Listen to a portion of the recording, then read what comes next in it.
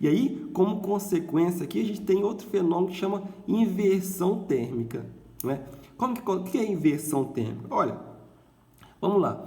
No dia a dia, a Terra aqui, ó, ela está o tempo inteiro absorvendo calor. Esse calor vem do Sol por um método de transferência de calor que a gente chama de irradiação, que a gente vai ver logo em seguida, né?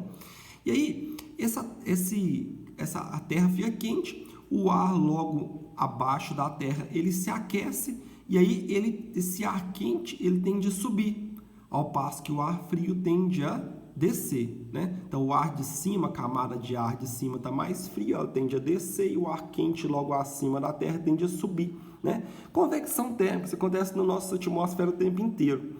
E normalmente isso acontece, esse fluxo acontece dessa forma.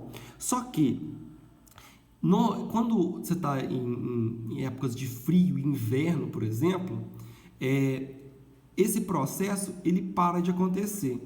Porque o ar que estava quente aqui embaixo tendia a subir, né? E o ar frio tendia a descer, e isso faz com que limpe um pouco esse ar sujo, né, das cidades, porque a cidade polui muito, né? A gente está o tempo inteiro poluindo muito o nosso ar.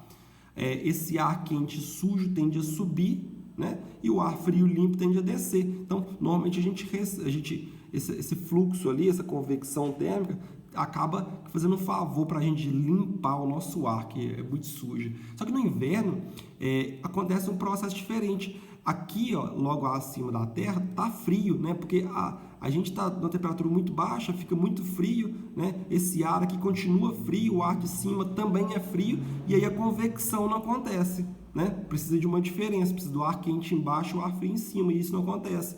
E aí acontece que quando esse ar que está frio, não vai acontecer a convecção, ele não vai subir. E ali ele fica poluído, e aí não tendo a convecção, você não limpa esse ar poluído, né? E ali acontece o que a gente chama de inversão térmica. Isso acontece muito normalmente em cidades grandes, né? No inverno, e ali isso deixa o ar muito sujo, poluído e culpa nossa, e isso causa muitos problemas respiratórios, né? Por isso que no inverno tem muita gente com ataque de bronquite ou asma, né? Esses problemas respiratórios aí dá muito problema nos hospitais por causa disso também, né?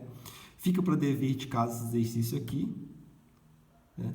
E agora vamos falar de brisa marítima e brisa litorânea, né? O que é isso? Bom, a gente pode se perguntar, né? Quando você está na praia ali durante o dia, você sempre vai perceber que tem um vento que sopra da direção da água para você, na praia, né? E de noite, você vai reparar que é o contrário. Você vai sempre sentir um ventinho vindo da terra, né? Da praia, em direção à água. Por que isso acontece, né? Esse ventinho que vem da água para a terra, a gente chama de brisa marítima. O ventinho que vem da terra ali, ó, da praia para o mar, né, para a água, a gente chama de brisa continental, né? Como que isso acontece? Acontece da seguinte forma, olha, durante o dia, pelo fato da terra ali ter um calor específico pequeno, ela aquece bastante, né? E a água tem um calor específico grande, então ela vai manter temperaturas menores ali. E ali, quando a areia ali, a terra aquece muito, o ar logo acima dela esquenta bastante, e aí por convecção esse ar quente tende a subir, né? Isso aqui vai gerar uma região de baixa pressão, né? Pouco ar ali naquela região, e aí tende a haver um deslocamento de um ventinho ali, ó, daquele ar, aquela brisa que vem do lugar mais frio ali, que é a água, né? Então um ar menos aquecido ele vai tender a vir do mar pra gente ali, né? É por isso que quando você está na praia ali, você sempre sente um ventinho fresquinho ali. Esse ventinho fresquinho, essa brisa ali tá vindo de regiões logo acima do mar ali, que estão menos aquecidas em direção à praia. De noite, ao contrário. De noite, a terra, por ter um calor específico pequeno, ela resfria rapidamente, né? E o mar não. O mar tem um calor específico grande e ali vai demorar muito para ele resfriar, tipo a noite inteira assim. Então, durante a noite, acontece o processo contrário. Aqui, o ar logo acima do mar, ele vai esquentar, né? Ele tende a subir por convecção e ali vai vir um ventinho ali para ocupar essa região, né, de baixa pressão.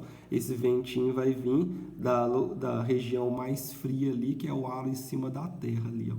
Vem para cá, ele é a brisa continental, né? Tem um gifzinho interessante aqui, ó, né? Então, durante o dia acontece isso aqui, ó, o ar mais frio que vem do mar tende a ocupar a Terra, né? Se chama de brisa marítima. E durante a noite, o ar vai tender a vir da terra para o mar. É a brisa continental, né? Tudo isso pelo processo de transferência de calor por convecção, né? O ar esquenta, sobe e aí vem um ar frio para ocupar aquela região. O ar aqui esquenta, sobe, vem um ar frio para ocupar aquela região, né? E aí fica um exercício aí do Enem para casa, um dever de casa aí, que é abordando logo o que a gente acabou de falar aqui agora, né?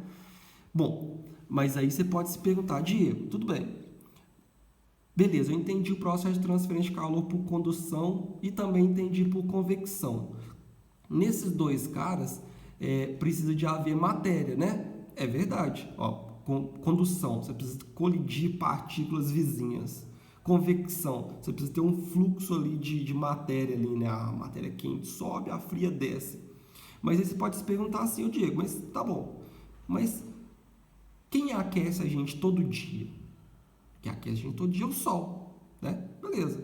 Mas entre o Sol e a Terra, não tem partículas, assim, não tem matéria, tem vácuo, não tem nada entre a gente e a Terra ali, é só o vazio, só o vácuo. É verdade. Então, como que o calor se transfere? Não pode ser por condução nem por convecção. Realmente não pode. Esse calor se transfere por outro meio que a gente chama de irradiação térmica, que a gente vai ver agora. Olha, para falar de irradiação térmica, a gente tem que falar de radiação ou ondas eletromagnéticas, tá? Vamos falar só brevemente de ondas eletromagnéticas, porque a gente entende isso melhor e em detalhes lá em eletromagnetismo, depois de estudar o que é um campo elétrico e o campo magnético, tá? Mas, bom, uma onda eletromagnética, uma radiação eletromagnética, basicamente, ela é ali uma onda, como se fosse uma onda do mar, por exemplo, só que o que está oscilando ali são campos elétricos e magnéticos. Não vou mais fundo do que isso, não, tá? A gente pode citar exemplos de ondas eletromagnéticas do nosso dia a dia, como, por exemplo, ondas de rádio, né? Ou seja, o sinal do seu celular, o sinal do seu radinho de pilha, são ondas eletromagnéticas.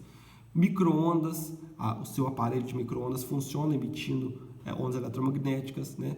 O infravermelho também é um tipo de onda eletromagnética. A gente irradia infravermelho o tempo inteiro, tanto que isso tem aplicações militares, né? Você pode usar aqueles óculos sensíveis à radiação infravermelho para enxergar a pessoa mesmo no escuro, né? Luz visível, tudo que a gente enxerga é onda eletromagnética. Ultravioleta, que a gente tenta se proteger do sol, usa também para queimar um pouquinho, né? Raio-X, daquela chapa de raio-X que você tem alguma fratura óssea, também é uma onda eletromagnética. E em decaimentos radioativos, né? Em reações nucleares, a gente também tem emissão de ondas eletromagnéticas, né? O que muda de uma para outra ali? O que muda de uma para outra é só a frequência de oscilação delas. Aqui está ordenado de uma frequência menor para uma frequência maior, né? A gente vai falar sobre isso mais para frente, tá? Em detalhes. Mas, olha, quanto maior, a gente tem que entender o seguinte: todo o corpo ele emite radiação eletromagnética, contanto que ele esteja acima da menor temperatura absoluta. Se o corpo estiver acima do 0 Kelvin, ele vai emitir radiação eletromagnética.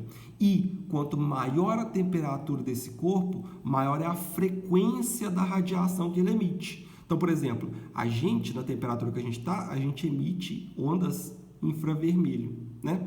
Já o Sol, por exemplo, ele está na temperatura maior, ele consegue emitir luz visível, ele consegue emitir ultravioleta, ele também emite infravermelho, tá? Ele emite até raio-X. E é dessa forma que a gente cede calor para o ambiente. A gente cede calor para o ambiente irradiando ondas eletromagnéticas, irradiando ali a radiação térmica. A gente perde calor para o ambiente pelo processo de transferência de calor de irradiação térmica, né? A gente também absorve calor do meio ambiente dessa forma. O Sol, ele manda radiação eletromagnética para a gente, né? Para a Terra, e aí ele manda essas ondas eletromagnéticas, a gente absorve essas ondas eletromagnéticas e a gente esquenta através disso, né? Um exemplo disso você está usando ali, você sai com uma blusa ali, sei lá, preta e uma blusa branca debaixo do sol, meio-dia ali, ó. Você vai sentir o quê? Rapidão, você vai sentir que você esquentou, né? Por que você vai sentir que você esquentou? Que você está com mais calor? Porque você está absorvendo mais luz visível, você está absorvendo mais radiação eletromagnética. E aí, do que quando você estava dentro de casa, sei lá, né? E aí, quando você absorve essa radiação eletromagnética, sua temperatura aumenta, né? Só que tem uma diferença, você vai reparar que quando você sai com a blusa preta, você vai sentir mais calor. Por quê? Porque cores escuras, elas absorvem mais luz visível, absorvem mais radiação ali do sol do que cores claras, né?